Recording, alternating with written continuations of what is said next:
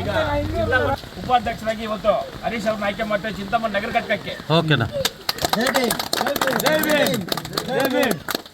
ಈಗ ಚಿಂತಾಮಣಿ ನಗರ ಘಟಕಕ್ಕೆ ಇವರು ಎಲ್ಲರಿಗೂ ನಮಸ್ಕಾರ.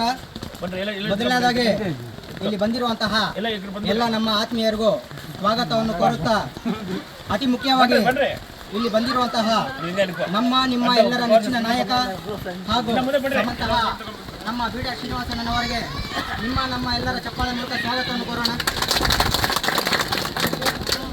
ಇದೇ ದಲಿತ ಸೇನೆಯ ರಾಜ್ಯಸಚಿವರಾದ ಹನುಮಂಚಿ ಯಲಸಂಗಿ ಸರ್ ಅವರ ನಾಯಕತ್ವದಲ್ಲಿ ಹಾಗೂ ರಾಜ್ಯ ಪ್ರಧಾನ ಕಾರ್ಯದರ್ಶಿಯಾದ ಬೀಡ ಶ್ರೀನಿವಾಸರನ್ನವರ ಮಾರ್ಗದರ್ಶನದಲ್ಲಿ ಎಲ್ಲೇ ದಲಿತರ ಮೇಲೆ ದೌರ್ಜನ್ಯ ದಬ್ಬಾಳಿಕೆ ನಡೆದರೂ ಅವರ ಪರ ಧ್ವನಿ ಎತ್ತಿ ದಲಿತರ ಪರ ನಿಂತು ನ್ಯಾಯ ಕೊಡುವ ಕೆಲಸ ಮಾಡಿದ್ದಾರೆ.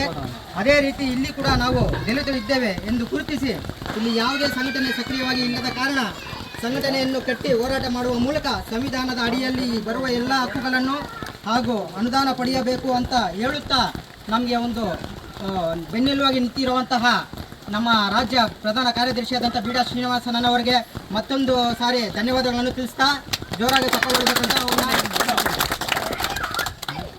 ಈ ಮಾತುಗಳನ್ನು ಮುಗಿಸ್ತಾ ಮುಂದಿನ ದಿನಗಳಲ್ಲಿ ಸಂವಿಧಾನದ ಬಗ್ಗೆ ಹಾಗೂ ಬಾಬಾ ಸಾಹೇಬ್ ಡಾಕ್ಟರ್ ಅಂಬೇಡ್ಕರ್ ಅವರ ಬಗ್ಗೆ ಚರ್ಚೆಗಳನ್ನು ಮುಂದುವರಿಸ್ತಾ ಈ ಮಾತುಗಳನ್ನು ಮುಗಿಸ್ತಾ ಜೈ ಭೀಮ್, ಜೈ ಹಿಂದ್.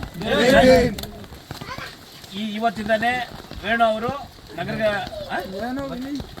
ಅವರು ಶಾಂತಿನಗರ ಅಧ್ಯಕ್ಷರಾಗಿ ಇವತ್ತಿಂದನೇ ಇವ್ರನ್ನ ನೇಮಕ ಮಾಡ್ತಾ ಇದ್ದೀವಿ. ಇವತ್ತಿಂದ ಚಾಲನೆ ಮಾಡಬೇಕಂತ ಕೊಡ್ತೀನಿ. ಜೈ ಭೀಮ್.